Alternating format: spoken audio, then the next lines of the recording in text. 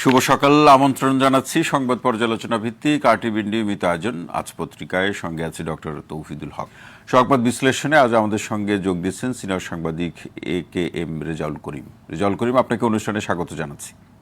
আপনাকেও ধন্যবাদ, শুভ সকাল। আপনাকেও ধন্যবাদ এবং শুভ সকাল। আমরা আলোচনায় যেতে চাই। রেজা ভাই, আপনিও শুনছিলেন যে আজকের প্রধান প্রধান শিরোনামগুলো। আমরা একটু রোহিঙ্গা ও অনুপ্রবেশের আবার যে আশঙ্কা তৈরি হয়েছে সেখান থেকে আলোচনাটা শুরু করতে চাই।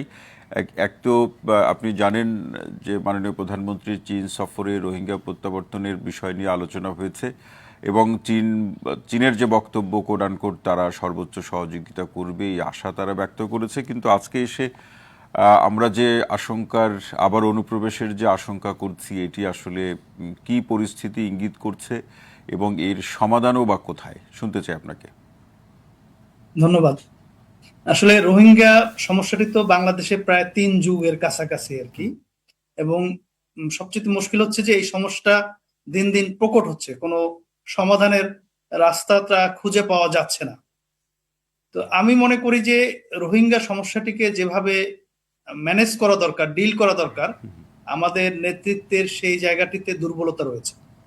আপনি যদি খেয়াল করেন যে মানে ইদানিং কালের মানে গত 1 দশকের যে রিফিউজি পরিস্থিতি, ফর এক্সাম্পল আমরা খুব মানে নিকট অতীতে আমরা দেখতে পাই সিরিয়ান রিফিউজি, সেই রিফিউজি যেভাবে পশ্চিমা দেশগুলো ডিল করেছিল। তারপর সাম্প্রতিক আমরা দেখতে পাই হচ্ছে আপনার লেবানন, ফিলিস্তিন, এদের যে রিফিউজি আপনার ইসরায়েল যে ভয়াবহ হামলা লেবানিজদের উপর এবং ফিলিস্তিনের উপর করতেছে, সেখানে যে রিফিউজি তৈরি হচ্ছে। ফিলিস্তিনিরা তারা কোনো অবস্থাতেই তাদের জন্মভূমি ত্যাগ করছে না, যার কারণে তারা ফিলিস্তিনি অবস্থান করছে এবং তারা কোনো সীমান্তবর্তী রাষ্ট্রতেও আশ্রয় নিছে এরকম আমরা জানতে পারি না। লেবানিজরা তারাও তাদের দেশের মধ্যে রয়েছে। আর সিরিয়াতে যেটা হয়েছে এটা ব্যতিক্রম, এটা আপনার আশেপাশের দেশ, বিশেষ করে তুরস্ক, তারপর হচ্ছে আপনার জার্মানি, ইভেন ইউকেও তারা কিছু রিফিউজি, সিরিয়ান রিফিউজি গ্রহণ করেছিল। যেহেতু এটা আসলে একটা গ্লোবাল প্রবলেম, আপনার এই সমস্যাটিকে গ্লোবালি ডিল করতে হবে। আমাদের যারা সরকারে রয়েছেন, যারা নেতৃত্বে রয়েছেন, তাদের এইটা শুধু আঞ্চলিকভাবে ডিল করলে হবে না, এটাকে গ্লোবালি ডিল করতে হবে। যেমন ফর এক্সাম্পল আমাদের এখন যে রোহিঙ্গা ম্যানেজমেন্ট, এটার মধ্যে কিন্তু একটা বিরাট ঘাটতি রয়েছে। তাদের একটা জায়গার মধ্যে আবদ্ধ রেখে সেখানে দেখা যাচ্ছে প্রায় কোনো হচ্ছে বিভিন্ন রকমের আইন শৃঙ্খলা পরিস্থিতি তৈরি হচ্ছে এবং অনেক সময় অভিযোগ পাওয়া যাচ্ছে যে সীমান্ত থেকে যে মাদক, সেই মাদকের সঙ্গে তারা জড়িত রয়েছে, কারণ তাদের তো আসলে কোনো কাজকর্ম নেই। সুতরাং খুব স্বাভাবিকভাবেই তারা কিন্তু দেশের মধ্যে একটা অস্থিরতা বা একটা মানে অস্থিতিশীল পরিবেশ তৈরি করছে। সে কারণে এটা জাতিসংঘের রিফিউজি কনভেনশন অনুযায়ী এটা গ্লোবালি ডিল করতে হবে। যেমন একটা জিনিস হচ্ছে এই রিফিউজিদেরকে মানে কার্ড করে দেওয়া হয়েছে যাদের রিফিউজি, কিন্তু এটা বাংলাদেশ গভর্নমেন্টের কার্ডে চলবে না। এদের জাতিসংঘের আন্ডারে রিফিউজি পাসপোর্ট দিতে হবে। রিফিউজি পাসপোর্ট দিলে একটা সুবিধা হচ্ছে যে যদি ফর এক্সাম্পল 10,000 মানে রিফিউজিও বাংলাদেশ ত্যাগ করে, সেটা কিন্তু বাংলাদেশের জন্য ভালো এবং তারাও একটা অপরচুনিটি, যে আপনারা দেখবেন যে অনেক রোহিঙ্গার নৌকায় করে পারাপার হওয়ার একটা প্রবণতা ছিল। কিন্তু রেজাউল করিম ভাই, এই আলোচনা কয়েকটি দেশ, বিশেষ করে মুসলিম দেশগুলো সহ অন্যান্য বেশ কিছু দেশের সাথে কিন্তু বাংলাদেশ এবং কিছু আন্তর্জাতিক প্রতিষ্ঠানও কিন্তু আলোচনা করেছিল, কিন্তু সেখানে তো আমরা খুব বেশি অগ্রগতি দেখি নাই। হ্যাঁ, কারণ এই অগ্রগতি যে আপনারা দেখেন নাই বা এটা বাস্তবতা, এর কারণ হচ্ছে যে আমাদের দুর্বলতা। আমাদেরকে এটা খুব খুব শক্তভাবে এটাকে ডিল করতে হবে, কারণ এটা আমাদের একার প্রবলেম না। এবং আর দ্বিতীয় যে কথাটি আমি বলতে চাই, যেটা আপনার একটা পত্রিকা অলরেডি রিপোর্টও করেছে যে সীমান্তে পাহারা জোরদার করা হয়েছে, সেটিও মানে একেবারে এটার উপর স্ট্রিক্ট থাকতে হবে। কারণ মানে বার্মার তো সীমান্ত শুধু একমাত্র বাংলাদেশের সঙ্গে না, শুধু বাংলাদেশি রিফিউজি নিবে এটা তো হইতে পারে না ঢালাও ভাবে। তো সেটাও মানে এই নেতৃত্বের দিকে খেয়াল করতে হবে।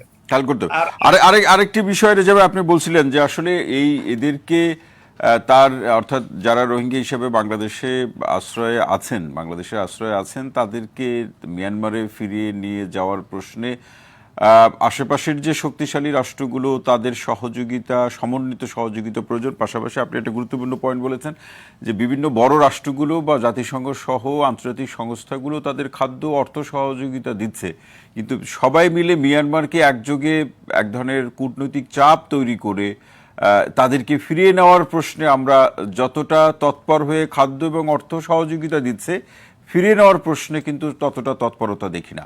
এর পিছনে কি উদ্দেশ্য আছে? এটা উদ্দেশ্য না, এটা কিন্তু একটা ফ্যাক্টটা হচ্ছে আপনি জানেন যে গত 5-6 বছর মিয়ানমারের যে রাষ্ট্রীয় পরিস্থিতি, আপনার যে অঞ্চল থেকে পুশ ইন হচ্ছে বা আপনার রোহিঙ্গা তৈরি হচ্ছে, আপনার কোনো ল অ্যান্ড অর্ডার নাই এবং খোদ গভর্নমেন্টের কোনো কন্ট্রোল নাই।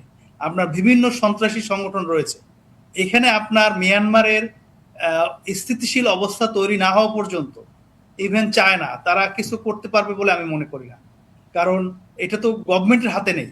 আপনার একটা গভর্নমেন্টকে আপনি পুশ করতে পারেন, কিন্তু একটা সন্ত্রাসী সংগঠনের সঙ্গে আপনার একটা দেশ ডিল করাটা কিন্তু ডিফিকাল্ট। জি, না, আরেকটি বিষয় হচ্ছে যে এই যে চীন কতটা কি করতে পারবে সেটা নিয়ে বলছিলেন, কিন্তু আমরা জানি, এটা সবাই জানে যে মিয়ানমারের উপরে সরকার কিংবা সরকারের বাইরে অন্য যে অ্যাক্টর বা ফ্যাক্টরগুলো আছে, সেক্ষেত্রে চীনের একটা সরাসরি যথেষ্ট মাত্রা একটা প্রভাব আছে। সেই প্রভাব কি কাজে লাগিয়ে চীন কিছুই করতে পারবে না? না, আমি কিছু করতে পারবো না সেই কথাটা কিন্তু আমি বলিনি। আমি বলছি যে এখন যে গত 5-6 বছরের বার্মার যে রাজনৈতিক পরিস্থিতি, সেই পরিস্থিতিতে আপনার আহ, এই মানে এই রোহিঙ্গাদেরকে রিফিউজিদেরকে ফিরিয়ে নেওয়া বা এই পরিস্থিতিটি শুরু করা, এইটা আপনার মানে প্রায় অসম্ভব। আপনার যেটা প্রথমে করতে হবে, যদি চায়না চায়, আগে বার্মার রাজনৈতিক পরিস্থিতি বা রাষ্ট্রীয় পরিস্থিতি এইটাকে নর্মালাইজ করতে হবে। নর্মালাইজ করে দেন আপনার এই রোহিঙ্গাই করতে হবে, কারণ এটা কিন্তু এখন সেকেন্ডারি। এখন বারবার তারা নিজেরাই আপনার 3-4টা গ্রুপে যুদ্ধ চলতেছে, ওখানে যুদ্ধ অবস্থা বিরাজমান, এবং একটা গ্রুপ আর একটা গ্রুপের উপর কর্তৃত্ব করছে। ওখানে কোনো রাষ্ট্রীয় কোনো আপনার ওরকম ব্যবস্থা নেই। কোনো অংশ মিলিটারি কন্ট্রোল করছে, কোনো অংশ অন্য গ্রুপ এভাবে তৈরি করতেছে। এবং সেখানে শুধু চায়না না, এখানে ইন্ডিয়ার ইন্টারেস্ট আছে, আপনার ইভেন বাংলাদেশেরও তো ইন্টারেস্ট আছে। বাংলাদেশে আপনার এই যে কক্সবাজারের যে সীমান্ত, যেখান থেকে বিপুল পরিমাণ মাদক দ্রব্য আসে, আপনার এইটা কিন্তু আপনার সীমান্তকে শক্তিশালী না করে এটাকে কিন্তু মোকাবেলা করা খুব ডিফিকাল্ট হবে। খুব ডিফিকাল্ট। এই প্রশ্নে রেজা ভাই, এই রোহিঙ্গার যে অনুপ্রবেশের নতুন সংখ্যা, এই আলোচনায় সর্বশেষ প্রশ্ন হচ্ছে, একটা অনুমান সিদ্ধ পর্যালোচনায় যেতে চাই। বিশেষ করে রোহিঙ্গাদের জনসংখ্যা ক্রমান্বয়ে বাড়ছে, এই পরিস্থিতিকে কেন্দ্র করে যে ধারণাকে সামনে রেখে প্রশ্নটা, সেটা হচ্ছে যে এরকম আলোচনা আছে যে এই অঞ্চলগুলোকে কেন্দ্র করে বড় শক্তিগুলো কিছু করতে চায় কিনা। কোটি আলোচনা বহু হয়েছে, সেই আলোচনা আপনিও করেছেন, কিন্তু এই যে জনসংখ্যা যে তাদের ক্রমান্বয়ে বাড়ছে, এটি কি সেই উদ্দেশ্য পূরণ করার জন্য কোনো দুরভিসন্ধি কিনা? আপনি তো জানেন আর কি যে আমাদের দেশে কনস্পিরেসি থিওরিটা খুব বেশি চলমান। আপনার এই যে রোহিঙ্গা যারা আসছে আর কি, আমরা কিন্তু সবাই তাদেরকে অত্যন্ত মানবিক কারণে আমরাও কিন্তু রিসিভ করেছি রোহিঙ্গাদেরকে।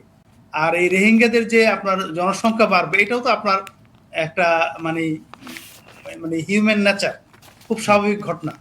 এখন আপনার পরিকল্পিতভাবে রোহিঙ্গাদের জনসংখ্যা বাড়ছে, এটা আমি মনে করি না, বা এরকম কোনো আমি কোন দেখি নাই আর কি।